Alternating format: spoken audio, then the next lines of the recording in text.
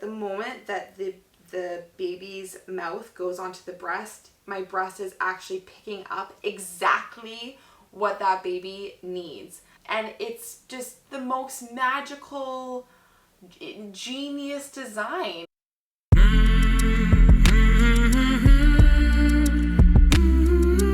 Hi everyone, welcome back to my channel. If you haven't already subscribed, please hit that magical little subscribe button and like and share this video.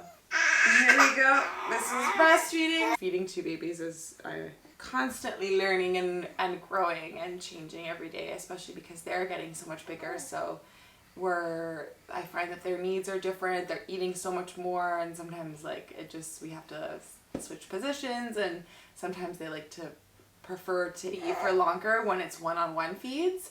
But I tandem feed as much as I can just because it saves so much time, or else I'm constantly feeding back to back to back to back all day long. So yeah, welcome. That being said, welcome to my video on my breastfeeding journey. I spend a lot of my life doing it, so I thought it would be good to talk more about it, share my experience with it. Yeah, welcome to my office. This is you know, the breastfeeding portal where I spend the majority of my life. Right now, obviously I'm breastfeeding constantly, especially with twins. So I actually breastfed for a really long time with my first daughter as well. I breastfed her for 22 months, so almost just shy of 2 years. That was my, you know, my first experience with breastfeeding. I remember kind of always being not scared of breastfeeding, but before you do it, you just don't even know what it's like. So I remember thinking, oh, am I going to be able to do it? I had heard all these stories of it not, of, you know, so many women not being able to breastfeed, and so I was sort of had this fear around it, and I remember telling my mom that, and she was like, just don't even think about it. It's the most natural thing on the planet. Yeah, that's sort of what I did. I just stopped thinking about it and allowed it to happen. And I can remember from, hey, you all done eating?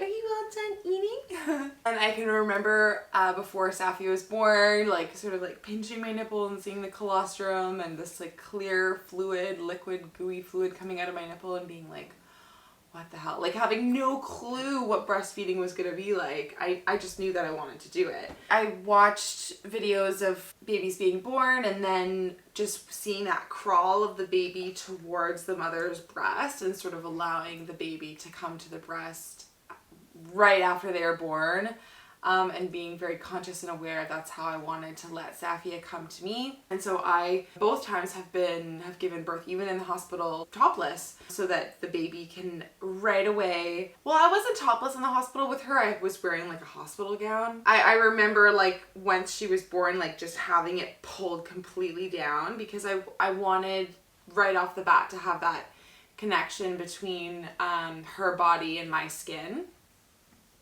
which is called skin to skin. And I wanted her to smell my breasts and smell my breast milk right away, and have just immediately know where to go. And it's so instinctual for them. They know exactly where they need to find their way. And I let her do that crawl, and I was amazed at how fast it happened. I didn't do anything to let her come over to the breast.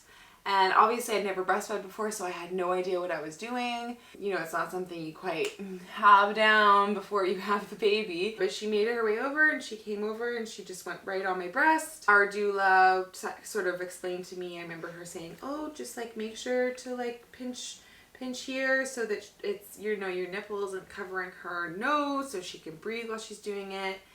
And sort of being like, okay, and you know, she breastfed right away.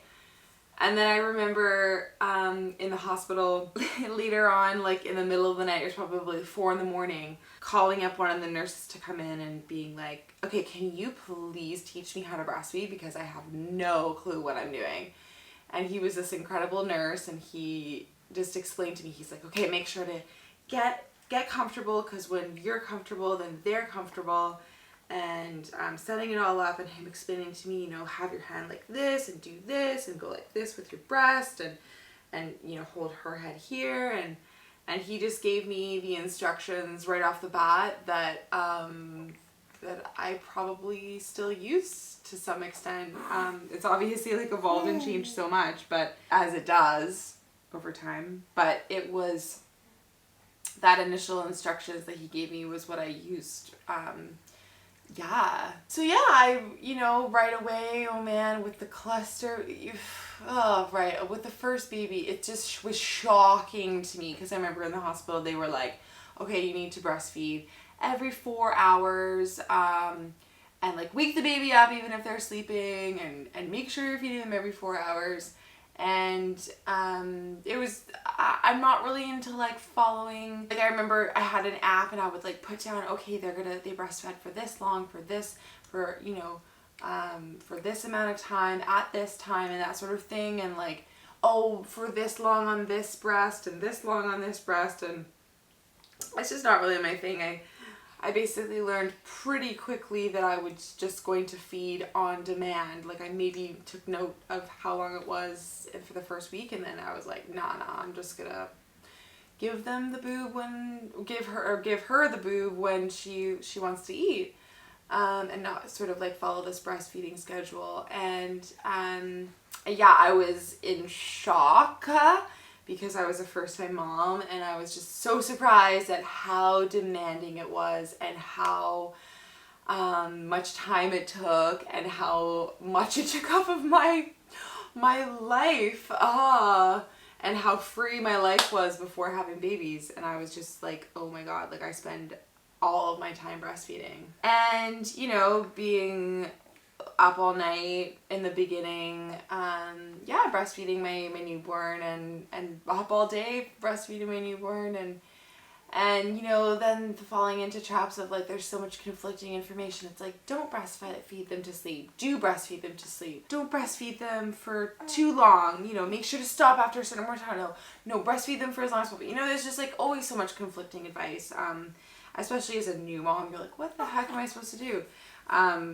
Now I don't care, I just do what my instincts and intuition tells me to do, but in the beginning it's very confusing to know what is right. And don't let them fall asleep on you, do let them fall asleep on you. You know, it's just like so conflicting nonstop all the time. But yeah, I remember just reading like so much about don't let them fall asleep on the boob, or else they get used to falling asleep on the boob. But like, you know what? Now I'm just like, that's normal. That's part of their amazing design, is that they fall asleep after being fed, and I have just completely surrendered to that now. And you know, a lot of the time people will give babies soothers instead of letting them fall asleep on the boob, and it's like, you're just replacing one comfort for another. I would rather that they be on the boob for as long as possible, rather than forming like an attachment to a pacifier. So I definitely felt more like with her that I was much more shy. Like if we were in public, you know, I still would wear the wrap over her, and you know, and me, and I didn't, you know, was more like sort of respectful of you know, not wanting to like disturb anyone because I was breastfeeding. And it's just like, now I'm like, screw that. That's absolutely ridiculous. My breasts are for feeding my babies, okay? Like, they're not for making anyone feel uncomfortable. Like, it's just ridiculous. The conditioning around it is outright insane. My breasts are for feeding my baby, and I'm not trying to offend anyone by having them or feeding my child in front of you. So that's how I feel about it now. But I remember, yeah, feeling like I, you know, needed to wear one of these and cover myself up and everything to not make anyone feel uncomfortable about the fact that I was breastfeeding. And yeah, spent a good chunk of my life. I mean, it was almost 2 years of my life breastfeeding her, and it just changed and evolved in so many ways. And you know, in the beginning, it's like it's hard with the cluster feeding, and then, you know, my nipples were getting so dry and cracked, and it was so painful, like going through that initial stage of like sort of almost like forming calluses, sort of like on your nipples. Like they need to get super strong to withstand so much use and abuse at times. And it was yeah, there was days where I was like, I can't go through like having my baby on my boob anymore. Like, it's too painful. I don't want to do it. And I remember having like the nipple covers, the plastic nipple covers, and using the creams, and it was just all so very difficult. Just being like, oh, can I, you know, when are the babies, when have they fed enough? Because and I actually remember hearing a really great tip that you'll know that the babies are done eating when they usually start off by breastfeeding with their, or just even taking a bottle with their fists like this. And when they're done, their hands open like this when they've had enough to eat. So that was a good tip. I never really pumped with Safia because I was with her all the time. So I never had to pump.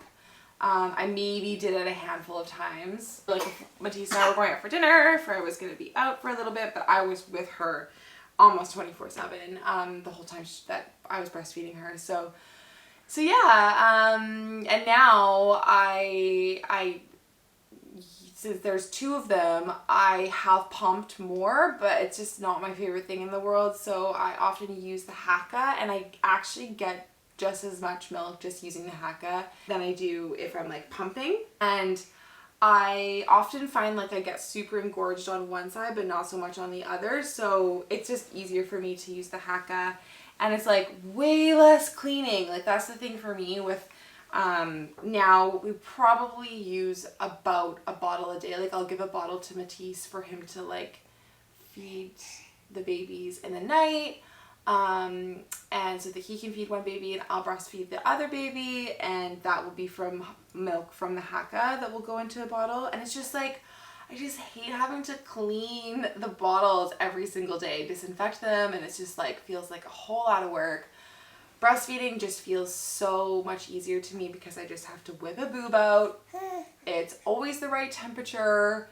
It's always fresh. It's right there. I just have to whip it out and it's good to go. There's no like cleanup.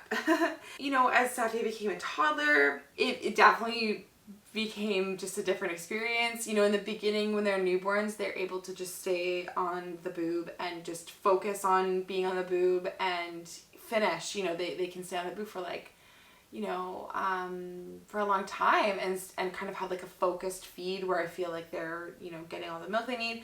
And then it starts to change because they start to become aware of their surroundings and what's going on, and, you know, sounds and TV and people talking, and so they start doing the thing where they're like breastfeeding and then they turn their head and breastfeed and then turn their head, and you're like, I just want to feed you.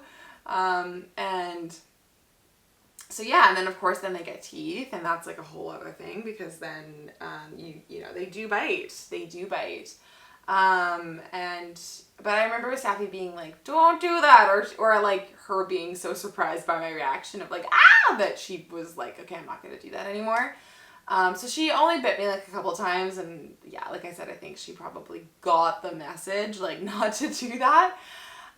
So yeah, and then I remember having, you know, people just being like, how long do you want to breastfeed for? And I remember always just saying that I'll know when I am done. It's a deep feeling within me and my baby, and that's a decision that we'll make between the two of us. It's not, no one can tell you how long you need to feed your baby for. It's very much a personal choice, and it is so personal because it's something that you've been doing with, you know, this one other child or two other children for such a long time. Like think of how many hours and days and moments and oh, so much time like bonding and building that connection together. Like that can only be a choice that is made between you and your baby/babies. So I always said that I'll know when I'm ready to stop. And I clearly remember just waking up one morning. Honestly, that's really what happened. I mean, it was sort of like I had been thinking about it because she was becoming so much bigger. It was kind of like feeding, like, whoa, you're so big, you know. It's like feeding a kid at almost 2 years old. And I just remember feeling just slowly like it was ending, and it was such an emotional decision. It felt like, you know, my baby was gone, and I had to be really gentle and kind with myself when it was time to finish. And so I had been thinking about it and kind of like marinating on it for months, but I clearly remember just waking up one day and being like, I'm done. Like, I'm done with this. I was done. So that kind of made things easier, because it wasn't like I was like, there was a few other times where I thought, oh, maybe I'll try to stop. And then the moment she'd be like, I want booby, then I would immediately give in, because I was like, oh my God, of course, like, I don't want to like withhold it from you. So it was easier for me to be like, when I knew I was done, I was like, no more, I'm done. We're done with the boobies, we're done. And I remember that's all I was saying. I was like, we're not doing that anymore. And I was so firm and so set and secure on that decision that I think it made it a lot easier than if I was like, oh, no, I don't want to be done. I don't want to be done. You're asking me for it, and I'm just going to give it to you, and blah. So it's an emotional journey. Think about it. Like, all of the oxytocin and hormones that go into breastfeeding for such a long period of time, and it's hard to just be like, okay, I'm done. Well, no, I mean, that's what I did, but it's still hard. It's still, even though I did that, it was still like, I remember 2 weeks later being like, I just want to, like, you know, do it. I just want to do it again, like one more time. Or, you know, for me, it was always like, I remember when she would get hurt, or she needed extra comfort, or she had a cold. That was a huge one. Whenever she got sick or had a cold, I would be like, or, you know, any kind of, like, you know, stomach flu, whatever, like, I would just breastfeed her all day long, nonstop, just. And I would be happy to do that because that was my way of showing, you know, my unconditional love and comfort for her. So that was really hard when I finally stopped, you know, not feeling like I could give her that support in that way. And it just didn't feel the same for me to be like, oh, here's like a hot, warm milk that you can drink, or, you know, I think we started giving her maybe like oat milk or just whatever milk alternative it was after I finished breastfeeding, kind of as a replacement, maybe once in a while, but I wasn't too set on it. I mean, it wasn't something she nutritionally needed. She was already eating solids, like, she's almost 2 years old. So it was sort of, at that point, almost at 2 years old, it really was just for comfort. And it was maybe at the end, maybe in the mornings, and then at night, like the feed slowly but surely became few and far between. And I think it was, first thing in the morning and then before bed. And yeah, the before bed one I think was the last one that we dropped, and that's just the hardest one to drop. But yeah, it's such an emotional experience. There's so many emotions tied to it. It's crazy. Yeah, but I think having like really open communication with her helped. Like, I would explain to her, you know, mommy's, for months I explained to her, you know, mommy's done with breastfeeding now, and we're done with breastfeeding now because you're a big girl, and explain to her, you know, you're a big girl, and so we're gonna not do this anymore, and just having that open communication. We do that with everything. We did that even before the twins came. We just explained to her for like so openly, like, you know, they're so smart. We don't give them enough credit. Like, they are very intuitive little beings, and it's really important to have that open communication with them. It was like a weird relief in some ways, though, I have to say, because I didn't always feel like I had to be here. This is something I always ask Matisse. I'm always like, do you have this like intense feeling like you're always needed all the time? And he's like, no. And I think that that's the breastfeeding instinct, is just like feeling like I always need to be available or be here, especially now because I'm like still in the newborn phase. I feel like if I, for some reason, I don't know, was gone for too long, that would be scary, because then I'm the lifeline for these babies, you know. But with an almost 2-year-old, there was a sense of freedom to be done, and knowing, you know, like, oh, I get to wear this shirt and I don't have to think about whether I can like whip my boob out of it at any point in time. That was a cool feeling. Just, yeah, knowing that, you know, I didn't have to put her to sleep every night, feeling like I was getting some independence back was a good feeling. So there was that element of like tears and sadness and so much emotion, but then like freedom and independence, and feeling like I was really came back to myself after I had finished breastfeeding. So yeah, fast forward, I guess, when would that have, I guess a year later, because I had them, yeah, just maybe like a year and a half later. You know, talking about breastfeeding twins, was like, oh my god, how am I going to breastfeed twins? Like, before having one, I couldn't wrap my head around feeding one. And then I'm like, how am I going to feed two? How am I going to make enough milk? Am I going to have to supplement with formula? How am I going to feed two babies during the night? Like, how? There's so many questions there, you know? And of course, these questions are all answered when you're in the moment.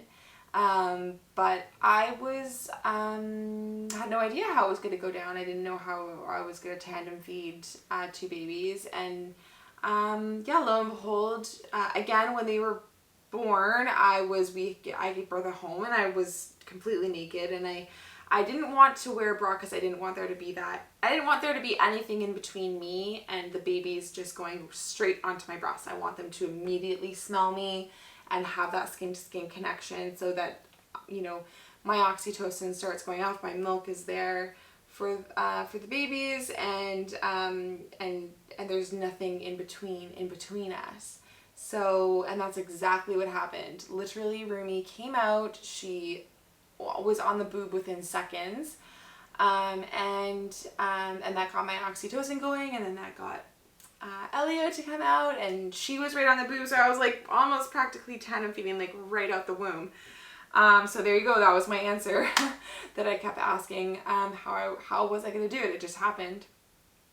And yeah, it was crazy. I really, to be honest, was not a huge fan of tandem nursing right away. It was really hard because they were both so small, and I have the My Breast Friend pillow. Oh no, I don't have the My Breast Friend pillow. This is the Twin Z pillow, and they were so small, it was really hard for me to get them both latched on at the same time, and it was extremely frustrating. I would be like, oh, because I'd get one latched on, and then I'd try to get the other one latched on, and you know, when they're so small, I still kind of want to do like the nipple pinching, and it was just hard. So for the first, I want to say, month or so, I was doing just breastfeeding one, and then doing the Haka, and then giving Matisse the bottle. Because our biggest thing is we always want to keep them on the same schedule, so eating and sleeping on the same schedule, or else it's so hectic. But yeah, so I did that, and then was like, you know what, I'm going to try tandem nursing again because it saves so much time, and as they've grown bigger, it's so much easier just to pop them on there, and they know how to stay on there, and it's much easier to do the tandem nursing during the day. Oh my gosh, tandem nursing in the middle of the night is just the worst thing ever, because I'm literally like passing out like this, and I'm so scared that I'm gonna like drop one, or one's gonna fall, or I just do not do tandem nursing after hours in the middle of the night. I would much rather feed one and then Matisse bottle feed the other one. Rumi had Elio latched like instantly, had a great latch. With Rumi, her latch was, she wasn't latching on and staying on as well in the beginning. And I was like, oh my God, does she have tongue tie? Like, I wasn't sure. But I just didn't overthink it. I stayed very confident with her, and I communicated with her, and I said, we're going to get this. And I just felt very confident that we were going to get her to have a good latch. And within a few days, she had a fantastic latch, and it hasn't been an issue since. Yeah, tandem feeding is very demanding. It's, you know, keeping you know, nourishing, I'm not just nourishing one baby, I'm nourishing 2 babies. So that is, you know, I'm producing double the milk. And I've definitely had my moments where I've been Googling formula, and there's nothing wrong with using formula. I've definitely thought about doing it several times. And, you know, I've looked up like, oh, what would be like the kind of formula that I would want to buy. You know, I've definitely looked into that several times because it is so demanding. It is so hard. But at the end of the day, they're both gaining so much weight. You know, I'm able to feel like I'm able to feel like I feel like I'm able to do it. So I don't see the need for me to buy a formula and start doing that. It's just not been enough of a need for me and for them. So, but if it was, then I would absolutely do it. No questions asked. If that was what we needed to do, then that's what we would do, you know? And, but yeah, it hasn't gotten to that point. I'm not even saying that it won't get to that point. Maybe it will in the future. I don't know. But yeah, sometimes I'm like, oh, I feel like it would be so much easier. But then again, for me, I just always find just whipping out the boob to be the easiest thing. Less, you know, less cleaning, less bottles, less all that kind of stuff. So that's just what's worked best for me.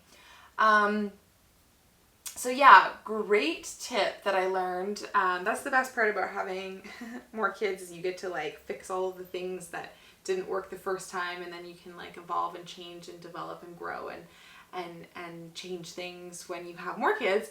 The biggest one for me was the silverettes. They were a massive game changer. I literally, this is the best invention since sliced bread. Seriously, they're fantastic.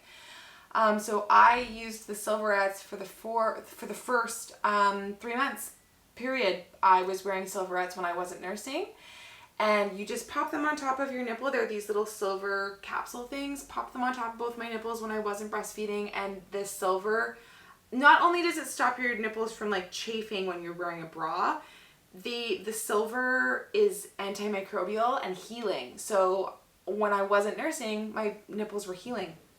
So I never went through the cracked nipples. I never used a single cream or ointment or anything like that.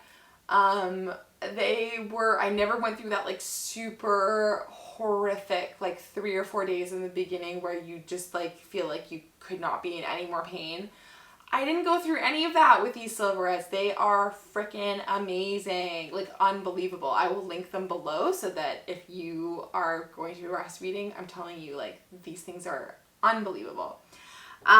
So yeah, I used those. Those were, oh my God, I can't even like describe how incredible they are. I would not waste a dime on a nipple cream again, honestly, ever.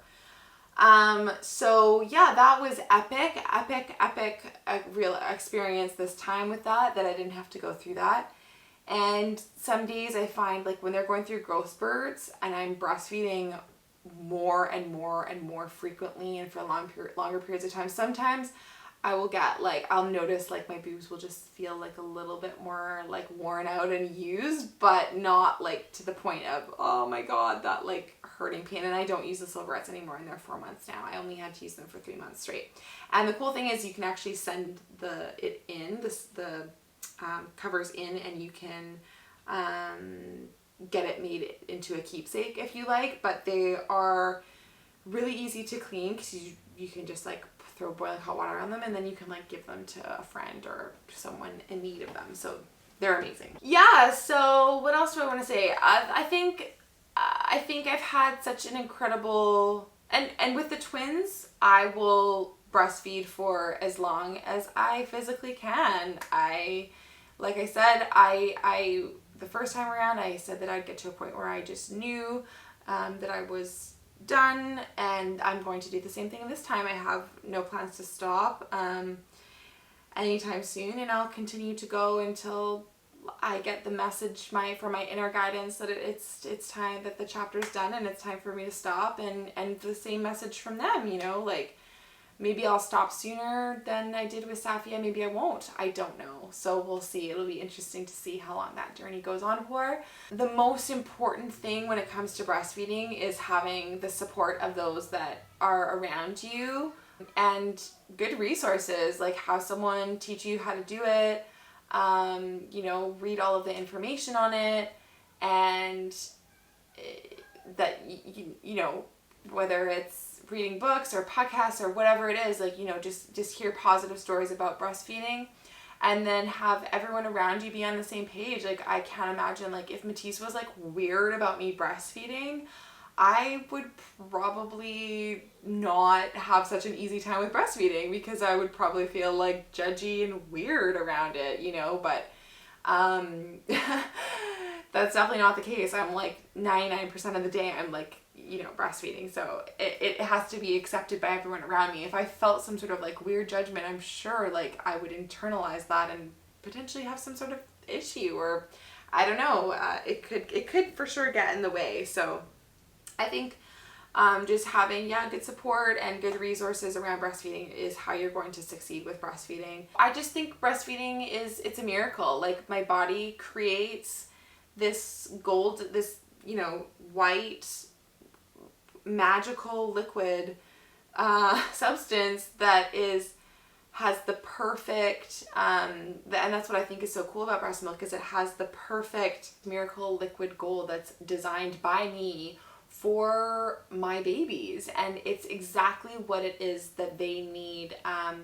Based on whether it's hot outside, my breast milk will adjust and change and become more liquidy. When it's hot, when it's cold out, my breast milk will, you know, become more fatty, and if they, you know, whatever it is that they're dealing with in their bodies, the breast milk protects them, because it has its own natural, you know, vitamins and minerals and antibodies, and whatever your child is going through. Like I was talking about with the colds before, I actually was seeing a naturopath, and she used to say that when the baby was sick, it was good, like if I just kind of like gave Safia like a little swab of her mouth and I put it in my mouth, then my breast milk would become like so much stronger for her to fight her cold. And also another incredible thing is at the moment that the baby's mouth goes onto the breast, my breast is actually picking up exactly what that baby needs. And it's just the most magical, genius design. That's my journey with breastfeeding so far. I have, you know, so much more to go. I'm just at the beginning of this breastfeeding with twins, and I'm sure I'll do another video on it, you know, throughout this journey. And I can't wait to see where it goes and how long it goes for. It's so exciting. So thank you so much for watching my video this week. If you haven't already subscribed, hit that subscribe button and like and share this video. Thank you so much for watching another week of my video. Okay, take care. Ciao for now. Bye.